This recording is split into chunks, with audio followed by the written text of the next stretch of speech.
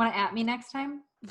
Why don't I at you next time? Welcome to South Jersey Girls. I'm Klein Aliardi. I'm Jane Feld. I'm Elise Notarianni. And I'm Marianne Aliardi. This week we have part 2 of our conversation about news, plus the second part of Elise's interview with FOX29 anchor Shaina Humphries. So make sure you listen to part 1 of the episode from last week.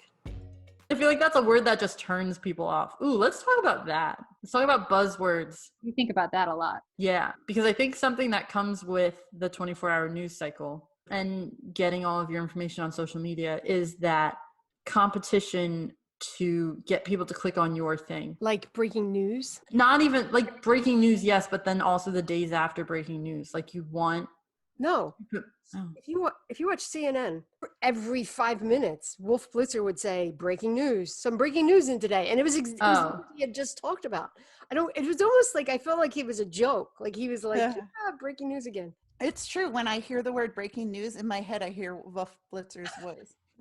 That is accurate. But no, I'm talking more about like clickbait. Ones that will get people in or like turn people off. If you say the word privilege, a lot of people won't click it. So 2 years ago, I would have said clickbait as in you're trying to get people to click. And now I'm thinking about like clickbait as in like words that automatically people don't care what you're saying, that they're not going to listen to anything that you say because you said that word. You used that word, and so that means you're this kind of person. Oh, you mean like defund the police? That is... Mm-hmm. Right. And on the other, I don't want to read anything that's using the word snowflake. Yeah. Because you are one. No. I don't think you're a snowflake. Thank you. Appreciate that. My dad thinks I am, but that's okay. He's my dad. That's something that we are aware of a lot when we write things for the magazine, because every once in a while we have a story that has a really good message and we really want people to read it. But if we have like one word in the headline or in the subhead that they don't want to read, they're not going to make it to what we want to say. That is so true. So glad we got that through to you, Elise. Oh gosh, I know. Yeah, you got that through to me. I promise. Maybe. I know that I understand the theory of it. The practice is still why I have editors. I don't know about you all, but like I live my life that way now, where just when I'm talking, I try not to say certain words because I know it will take away from whatever I'm talking about. Like whatever my point is, I want to make sure that it's almost it's like neutral speak, kind of, in a way. You just created a term. Neutral speak. Sounds like something that would be in 1984. I was just thinking that. Yeah. Because you know why? Because you're just like me, Klein, and your thoughts are all just like mine. There's a part of me that thinks that sucks because it's like, why am I spending so much effort in what I'm talking? But there's another part of me that's kind of like, it makes me a lot more aware of what I'm saying in a way. So like I won't get, because I've been in conversations before where I'll be talking and then all of a sudden I've said like 800 different things and it happened in like 3 seconds and I don't even remember what I said. So that's not great. So it lets me like avoid that, but I don't know. But I also don't want to just talk to people whose views are like mine. Right. And you're not going to be able to do that if you're turning everyone off. Speaking of facts on social media though, that's another thing that's weird that I remember learning about in college. People reporting when they weren't even tied to any sort of station or publication, and not even like a freelance type thing. Like we read a story about some kid who was like, I want to be a reporter, so I'm going to go to Syria on my own and just like wander around and then tell the story. And he sold the story. And it was you know who did that? You know who got his start that way? Anderson Cooper. There you go. Because he had the money to do that. Well, yeah. Right? No, this was just a kid. Like he flew to Turkey. Yeah, well, that's amazing. And like hitched a ride. Well, you know what's scary about that though? There are probably some legit people with journalism backgrounds or journalism students who go and do that and they do it well. But then you have people who just, I'm a really good writer. I think I could be a reporter. And then they go somewhere and they post it on their blog. And there you have it. They're now a news reporter. Right. And they don't understand what all it takes to be a news reporter. Right. And so that's frustrating. That kills our credibility because because then you're looking at all these different sources and trying to figure out what's the good one. Susan from down the street who thinks she can write. And who's not actually checking any of her facts. Yeah. Not just checking her facts. I mean, did you guys learn that you always need two sources Yes. if you're going to report a fact? Yeah. And I haven't done any of the hard news reporting that like Jane has done at the newspapers, but even like the amount that I had to learn about journalism by going to journalism school, like I feel like I should have known that as just a person consuming the news. I should know what goes into this. I should know what makes an ethical opinion piece.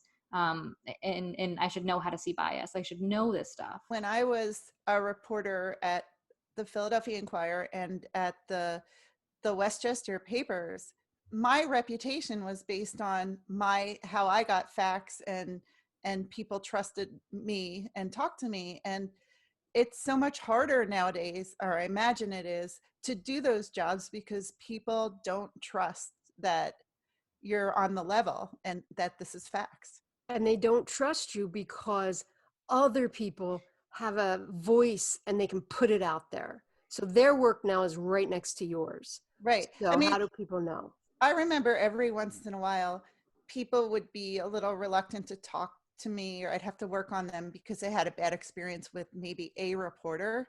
But on the whole, people like took at face value that we were going to tell the truth. Yeah, not so much anymore. But it's hard to talk about this between us too, because like we're all kind of preaching to the choir. We know the work that goes into everything that we do and everything that we report, and the work that goes into, anchors and all that. But I don't know. I don't know how to convey that to other people. But I will say, I think we've said a lot of bad things about people who aren't necessarily part of like big networks coming in and being able to report on things. But I think a lot of good has come from that too. I'm people who are like trained to do it well.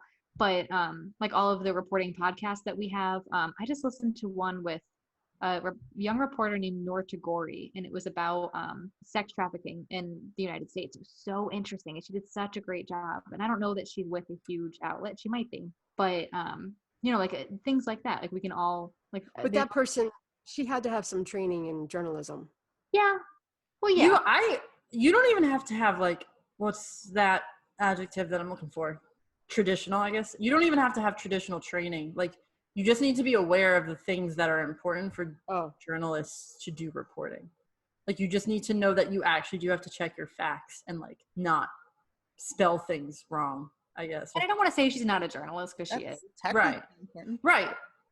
Like I don't have an issue with people who just start their own thing. That's fine. I think there are a lot of people who don't think it is important to spell things right. And if they get something a little wrong, none of that is correct. You can't spell people's names wrong. I think if at me next time. Want to at me next time? What? One of the you know what that phrase means? At you? Yeah. No, I have no idea. At me? Well, like you send. Yeah. Like when you at somebody on Twitter, like at Klein, I'm sending a notification. I'm talking about her. Sorry, I use this phrase a lot. I should probably explain it at some point. Yeah. Yeah. What did you just use it for? Yeah. You're saying, it's really important to always, if you're a journalist, always spell names right. And I am notorious for my first draft having something spelled wrong, like notorious for it. She thought you were calling her out. So you said, is that at me? Yeah. Why don't you at me next time? Why don't I at you next time? Like on Twitter.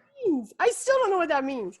When you said, do you remember when we talked about subtweeting? Do you remember that conversation about what subtweeting is? No. Oh, okay. Never mind. No. I'm out. I know what it means to at someone, to send a message, right?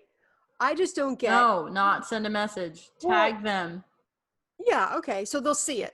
So the reason that I would say it in this situation is if you're saying something that very much applies to me, and I know you weren't referring to me. I know that. Yeah, I had no idea that was a thing. I get the first draft. But like if you say something that could apply, I could be like, oh, at me next time, because I know that's me. Sometimes calling her out. You just explained like millennial humor to her. Like that wasn't even you had to explain vocabulary. You like had to explain the joke.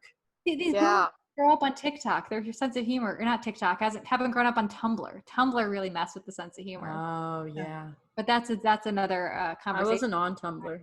What is But Tumblr? I'm fluent in Tumblr. What's Tumblr? Tumblr was like a cross between a blog and A mood board. Instagram and a Twitter. Tumblr had like the people on there had a really weird sense of humor that like just wasn't funny to anybody who wasn't so entrenched in it. Mostly because you were scrolling it at like 3 a.m. But it just ruined all of our sense of humor. It's another conversation. Wow. So last week I spoke with FOX29 anchor Shaina Humphries about Twitter trolls and the future of social media, but we also talked about so much more than we could fit into one episode. So you're about to hear the rest of our talk. There was a time that we were told absolutely like a reporter cannot share their opinion on anything ever, anywhere public. And that's changing a lot. And I've seen your Twitter, most of it is just reporting the facts, but there are times when you do share your opinion on something.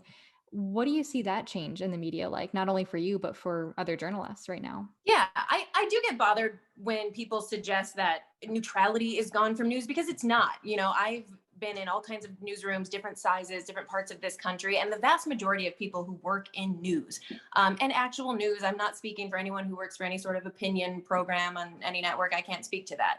But most are good people just trying to do a good job. We've been educated on this very topic. We know what a reliable source is compared to an unreliable source, and we know how to fact check. But one of the problems and a lazy sort of habit that I think many of us, that the industry as a whole got into, was this both sidesism journalism, which it has the appearance of neutrality, and you're saying side A says this, side B says this. You make up your mind. And it's like, that's not really journalism. I had a colleague say once, I don't know who initially coined this phrase, but they say, as a journalist, if side A says it's raining outside and side B says it's sunny outside, it's not your job to just explain side A says rain, side B says sun. It's your job to stick your head out the window, find out if it's raining, and then tell people which one is true. So I think most journalists do a good job and do try their hardest to do that. We've also gotten into this moment in history lately where, I don't know, I don't feel like it's a matter of picking a side. I think, you know, when you're talking about things like white supremacy, when you're talking about things like racism, it can be a fine line sometimes, but there are certain things where there isn't another reasonable side that deserves equal weight and conversation. So I think sometimes if you start to see my opinions, my personal opinions on social media, it has to do with more of that, things that are just blatantly, patently wrong. It's not a matter of opinion. And another part of it is, you know, when we're talking about race, we're talking about gender, we're talking about a lot of things. You know, I'm a woman of color, a Black woman working in media. So like, obviously, you know, if the argument is the media is the enemy of the people, like I'm going to say it's not. You know, I don't think that's a controversial opinion. I don't think it's really up for debate. I think that's a false statement. Yeah. So you started your career in Iowa, and I know you reported on Trump's first presidential campaign through the Iowa caucus, and reporting has changed so much since then. What has that looked like for you over the past couple of years? You know, I actually interviewed President Trump long before he even declared he would run for president while I was working in Iowa. You know, you spend so much time talking to politicians there because of the caucuses. And, you know, at the time it was almost kind of not a silly story, but at the time, the rumors that he might run were still not even being taken seriously at that point. So it was just such a different environment, and to see that start to change, and to see his rise through the GOP from that Iowa perspective, and then moving to Philadelphia, right in the middle of it, which in so many ways is the polar opposite of Iowa. So it's been interesting to see not only our country, the makeup of our country change, but just the response on social media, how people interact with each other. And, you know, we were polarized back then. I'm not going to act like polarization started in the past year or even few years, but I've seen that steadily shift, and you can really see it in reactions from viewers, whether it be on social media or when you're out interviewing in the field. And it's been a wild ride. I never imagined this much breaking news this often. You know, some of us in the news, we love breaking news. Not that you love when crazy things are happening, but you you like the adrenaline rush that you get while you're covering these things. And at this point, I think everyone's nervous systems are just shot because it's, a normal day is abnormal at this point. Yeah, we're sick of living through like once in a lifetime crises every day. Yeah. And you've been really outspoken lately about your race and about representation in the media. You actually, the first thing that started was you talking about wearing your natural hair on air. What inspired that? This whole hair journey of mine started a couple of years ago. And I mean, part of it was just being so tired of all that it takes to fit into this traditional beauty standard. I've spent my whole life straightening my hair. I have a white mother who had perfectly straight hair. I was always kind of the odd man out in school. I went to a variety of schools. Some were pretty diverse, but you're kind of always the odd man out when you're biracial. You're like a minority within the minorities. So I didn't really understand how to do my hair. I had a mother who didn't understand how to do my hair. So it was just constantly, there was so much shame involved. I just wanted to cover it and hide it. And a big part of it was really not even about beauty and about feeling attractive, while that is a big point. There's a certain pressure, and it felt unfair to me that I have to spend so much of my life hiding and destroying my own hair. And if I'm, when I was a little kid, I remember being so jealous and being fixated on the fact that, my friends and like my mom, people with straight hair could jump in a pool and then just continue on with their day. They could be outside and it could start raining and they could keep playing outside. And I always felt like I had this penalty because I had to run and hide, and I was so ashamed. And I don't know, you just get older, you get to a certain point and you start to see that foundation starts to crack, and you start to see the problem and the self shame and the identity issues that led to that. And it was just slowly but surely I started thinking, maybe my hair is not the worst and not meant to be hidden all the time. Maybe I can actually learn how to make it work for me. So I started being really open about it. For me, the way to do that was to start wearing a wig to work, which it took me maybe over a year of just like kind of pondering about that, because there's a lot of shame with that too. You feel like you're hiding and it's a big secret. And I don't know. I didn't even really put that much forethought into it. I just kind of ended up being very open with it because I didn't like the feeling of feeling like I needed to have something to feel shame over and to hide from. So I started posting on social media explaining that first, when I'm wearing my hair straight on the air, that it is a wig. And I explain that because I think so many people who follow me, I know they reach out to me, they're going through something similar and they're trying to embrace their natural hair, which I love. And one of the main ways to embrace your natural hair is to not continually destroy it with heat and dangerous chemicals. So I wanted that to be clear that, you can't just be constantly doing this and then also have healthy natural hair. So I've just been trying to be open about the whole process. And yeah, it's about beauty. It's about health. It's self-love. I used to put treatments in my hair that had formaldehyde in them. I'm an intelligent person, like we all are. And yet for generations, we've gone through these insane things and actually put ourselves at risk all to fit into a standard, because for the longest time, you never saw anyone who looked like you doing the things you wanted to do. So you just tried to look like those people as much as possible so that you could play that part. So I'm just trying to join the many people who have already started this movement of embracing their natural hair and rejecting the idea that a European-centric beauty standard is the only one allowed. And I think what's so interesting about that is, like, yes, we can obviously see that it does empower Black women or women of color to embrace their natural beauty, but it is also a good message for people who aren't of color. I know probably a year ago, I would have said, I have the privilege to not have to worry about my race when it comes to reporting, when it comes to my job, when it comes to the media.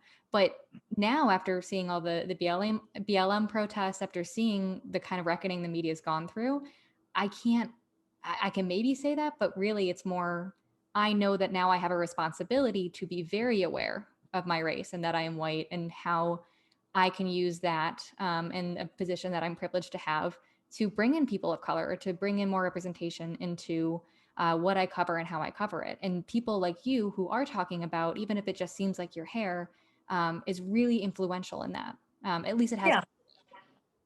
Well, thank you. And I think that's so important what you said about recognizing your own privilege. I tried to point out my own as well, because I think it's such a loaded term to so many people, and people feel attacked. They get on the defensive when they hear that they have privilege. They hear, you've had an easy life, you've never had to work for anything, and you should just never complain about anything. And like, that's not what it means. So for me, it's important as a biracial woman to point out my own privilege that I do have. I am also on the opposite end of that. There is discrimination that affects me too, but I also benefit from a certain level of privilege. We all do. And I think it's so important. And I think people are recognizing that we all need to recognize our own personal level of privilege or lack thereof, and see what we can do to remedy any negative effects of it. I don't think it's saying you're a bad person. No, it's saying you gotten to where you are in life with a certain set of circumstances. It probably would have been much harder for you to do that had it been a different set of circumstances. Yeah, absolutely. Well, thank you so much for joining us today. I really do appreciate it. And good luck with whatever is going to come in the news in the next 30 seconds. Yes. Good luck to you too. Thanks, Elise. Thanks again to Shaina Humphries. Did you tell Shaina to @ you? No, but I'm really glad that you know what it means now. Yeah, maybe. Exactly, maybe. Well, thank you everyone for listening. Make sure you hit that subscribe button because we have new episodes every Tuesday. And don't forget to @ me. And tell us what you want to hear. Don't @ me. Send us an email to info@sjmagazine with any topics you'd like to see us talk about. See you next week. Bye. Bye.